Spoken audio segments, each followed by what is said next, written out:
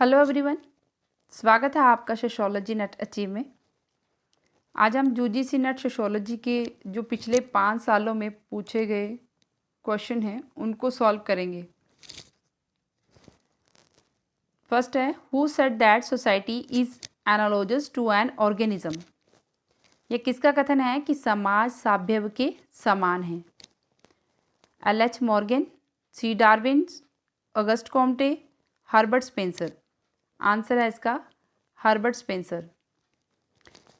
Herbert Spencer कहते हैं कि जो समाज को इन्होंने सभ्य कहा है वो जीव के सभ्य कहा है, कि जैसे जीव सरलता से जटिल की ओर जाता है, कहते हैं कि जो जैसे सरल से जटिल की ओर जाता है वैसे ही समाज जो है वो सरल से जटिलता की ओर जाता है।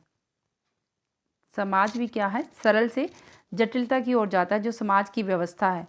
और जो जटिल व्यवस्था है उसको बनाए रखने के लिए प्रतिस्पर्धा होती है, जो संसाधन होते हैं उसमें उनको पाने के लिए बहुत ज़्यादा प्रतिस्पर्धा होती है।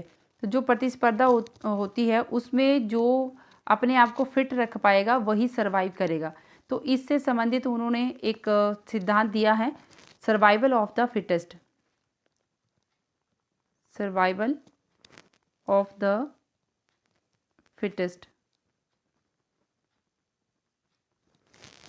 इनके ऊपर डार्विन का भी काफ़ी ज़्यादा प्रभाव रहा है। जो इनकी जो विचार हैं, हर्बर्ट स्पेंसर के विचार हैं, बाद में जो डब्ल्यू.जी. समनर हैं उन्होंने भी इनके विचारों को अपने अध्ययन में लिया है। तो ये कहते हैं कि जैसे सर्वाइव वही करेगा जो समाज के साथ जैसे जैसे परिवर्तन हो रहा है वो भी अगर अपने आप को थोड़ा चेंज करता रहेगा, समाज की व्यवस्था में प्रतिस्पर्धा करता रहेगा, तो वही फिट बैठ पाएगा, वही सर्वाइव कर पाएगा।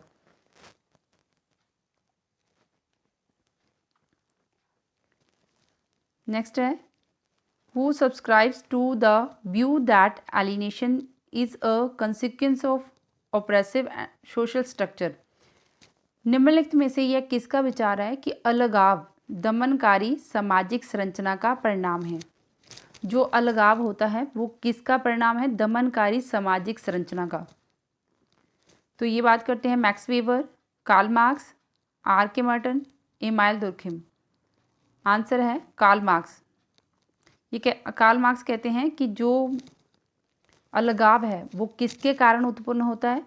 सामाजिक संरचना के कारण। जो हमारी सामाजिक संरचना है, दमनकारी सामाजिक संरचना, उसमें श्रम विभाजन,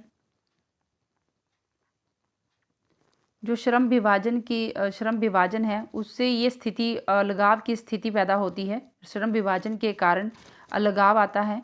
समाज में जो स्तरीकरण की व्यवस्था है, समाज जो ऊंचे और नीचे वर्ग में बटा है, उसके कारण, सामाजिक स्तरीकरण के कारण अलगाव की स्थिति होती है, सामाजिक स्तरीकरण के कारण। तो ये जो स्थिति है, ये श्रम विभाजन, सामाजिक स्तरीकरण, ये समाज की संरचना है। तो ये समाज की संरचना क्या है? दमनकारी है, जो कि व्यक्ति को अलगाव होता है। जो व्यक्ति जब अपने आप से, जो अपने पास में होते हैं काम करने वाले, उनसे कट जाता है, उनसे मतलब उनसे इतना ज़्यादा कांटेक्ट नहीं होता, इतनी ज़्यादा पर्सनली बात नहीं होती, प्राइमरी संबंध नहीं होते उनसे। एक मतलब के लिए संबंध होते हैं, काम पूरा हुआ तो फिर उतना ही संबंध होता है, जिससे व्यक्ति अलगाव की स्थिति में होता है। ये जो अलगाव की स्थिति है ये एक विशिष्ट स्थिति होती है, लेकिन ये आम होती है। तो इसके जो अलगाव दमनकारी सामाजिक संरचना का परिणाम है, ये कहते हैं कार्ल मार्क्स।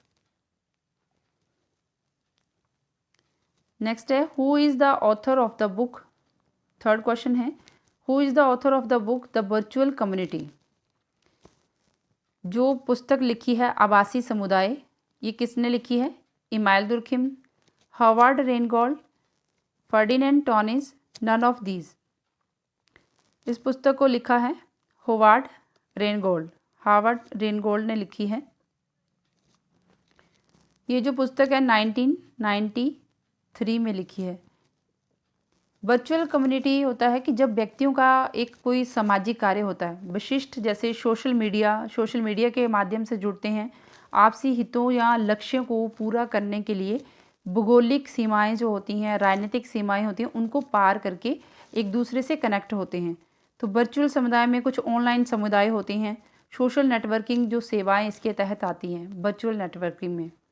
तो ये वर्चुअल कम्युनिटी जो पुस्तक लिखी है ये हॉवर्ड रेनगोल्ड ने लिखी है 1993 में। Who among the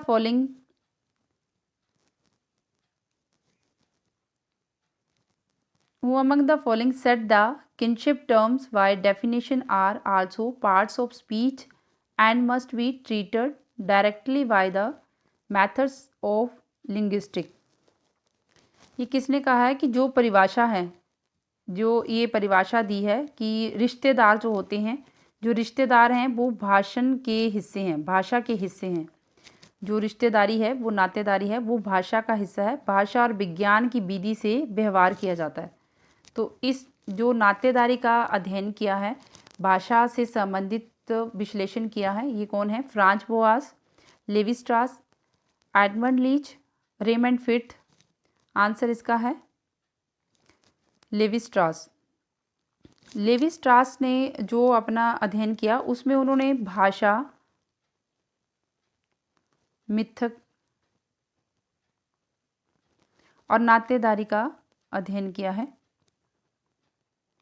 ये कहते हैं कि जो भाषा है वो संस्कृति और प्रकृति से जुड़ी है। जो भाषा है वो संस्कृति और प्रकृति से जुड़ी है।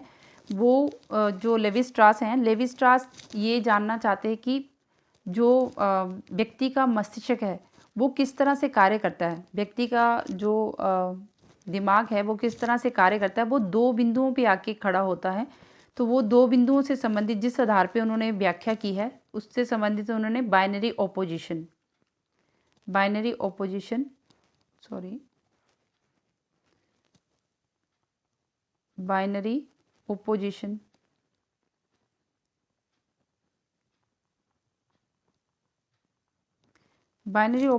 के आधार पे उन्होंने व्यक्ति के मस्तिष्क की व्याख्या की है, उनके बारे में जानने की कोशिश की है।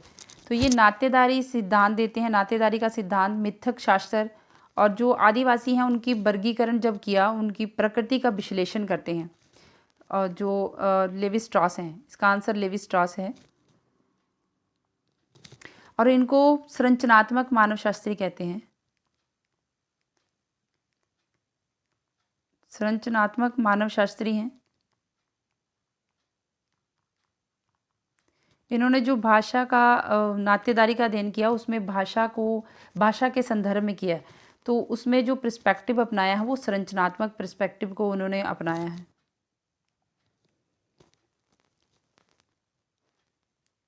The disharmony between the rapid growth of technology and slower transformation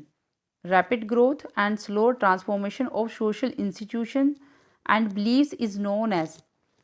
जो रैपिड ग्रोथ हो रही है टेक्नोलॉजी की, प्रौद्योगिकी का जो समृद्धि, जो विकास हो रहा है, तेज़ी से विकास हो रहा है, उसमें सामाजिक संस्थाएं और विश्वास, इनके बीच में जो स्थिति हो रही, इनके बीच में जो परिवर्तन आ रहा है, जो गैप आ रहा है, वो असमंजस्य के रूप में जाना जाता है। वो किस रूप में? जैसे ये टेक्नोलॉजी है तो इन दोनों के बीच में जो यहाँ पे बिलीव्स हैं, संस्थाएं हैं, तो इनके बीच में जो गैप आ रहा है उसको किस नाम से जानते हैं? इन दोनों के जो टेक्नोलॉजी है वो बहुत तेज़ी से इसका विकास हो रहा है, और ये बिलीव्स और जो हमारी परंपराएं हैं वो धीरे धीरे परिवर्तित हो रही हैं। तो ये जो क्या है, इसको विलंबन कहा गया है। तो वो कौन सा विलंबन है, किस तरह का विलंबन? टेक्नोलॉजिकल लैग है, जहाँ प्रौद्योगिकी विलंबना है, संप्रेषण विलंबना है, कम्युनिकेशन लैग, कल्चरल लैग है, सांस्कृतिक विलंबना, सूचनात्मक विलंबना है, इंफॉर्मेशन लैग। तो आंसर इसका है कल्चरल लैग है, ये सांस्कृतिक विलंबना है। जब टेक्नोलॉजी बड़ी तीव्रता से उसमें परिवर्तन आ रहा है, उसमें जैसे 2G से हम अब 5G पे पहुंच गए हैं, इसमें बहुत तेज़ी से परिवर्तन हो रहा है। तो ये जो हमारी परंपराएं हैं, जो विश्वास हैं, उनमें धीरे धीरे परिवर्तन आ रहा है। तो ये जो परिवर्तन धीरे धीरे आ रहा है इसी को कल्चरल लैग कहते हैं। इससे संबंधित ये जो अवधारणा है ये दी है ऑगवर्ड ने, विलियम ऑगवर्ड ने दी है।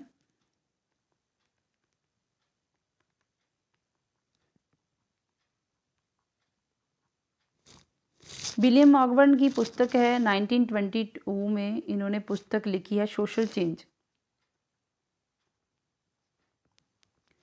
सोशल चेंज पुस्तक में इसके कल्चरल लैग के बारे में बताया कि संस्कृति जो है उसके दो पक्ष होते हैं। संस्कृति के दो पक्ष होते हैं कल्चर के, एक होता है भौतिक पक्ष और एक होता है अभौतिक पक्ष। संस्कृति है, इसके दो पक्ष हैं, एक भौतिक है जो कि एक भौतिक पक्ष है और एक अभौतिक। तो जो भौतिक पक्ष है वो क्या है, टेक्नोलॉजी, और अभौतिक पक्ष क्या है, परंपराएं, बिलीव्स, जो हमारे जो बिलीव्स हैं, बिलीफ सिस्टम है, हमारी परंपराएं हैं, वो हैं। तो इन दोनों के बीच में जो गैप आ रहा है वो इसके कारण है, टेक्नोलॉजी बहुत तेज़ी से बढ़ रही है, बहुत तेज़ी से ग्रोथ कर रही है, और जो परंपराएं विकास है उसमें धीरे धीरे परिवर्तन हो रहा है। इन दोनों के बीच में जो गैप आ रहा है वो क्या है, विलंबन, और इसी को कल्चरल लैग कहा है, सांस्कृतिक विलंबना कहा है। So friends, thanks. Telegram channel का लिंक दिया गया है डिस्क्रिप्शन में, आप उसको ज्वाइन कर सकते हैं। Thank you.